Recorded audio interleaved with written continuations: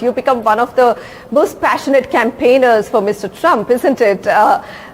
Ivanka and Jared have actually opted out of the 2024 presidential race. They've said they want to take a step back. And there is a differing opinion saying that, they've stepped back simply because the last term of the President Trump was very controversial. Is that so? Again, I don't know if it was controversial when you talk about reality, right? There's what was created. And you saw that with me here in India, right? When we had a pretty good conversation about India, and then the Washington Post gets a hold of it and said that I said something that no one with a brain or no one that was actually watching the interview would have said. So it was controversial because Russia was made up, because of they created controversy because they didn't like someone stepping in from the outside that was challenging the power structure that existed in Washington, D.C.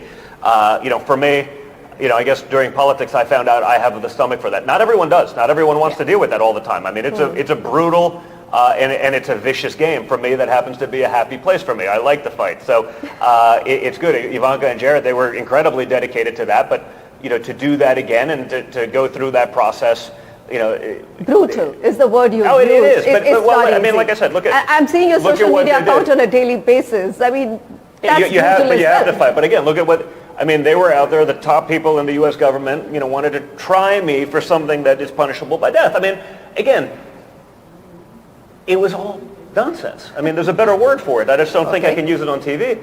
But it was all nonsense, and they all knew it. But it didn't matter. You see what's coming out this week with Twitter. It was all nonsense.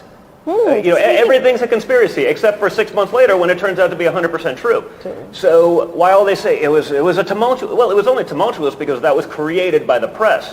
When you actually look at what was delivered, the lowest all-time, unemployment numbers, highest GDP growth, highest income, every minority across America was doing better at all-time records. I mean, so I don't know. I think the average American living in America right now, after 2 years of a Democrat administration and borderline gross incompetence with someone who can't get through a 2-sentence speech with a teleprompter, I don't think the average American thinks they're doing better now than they were 2 years ago or 4 years ago, and frankly, even in the midst of COVID.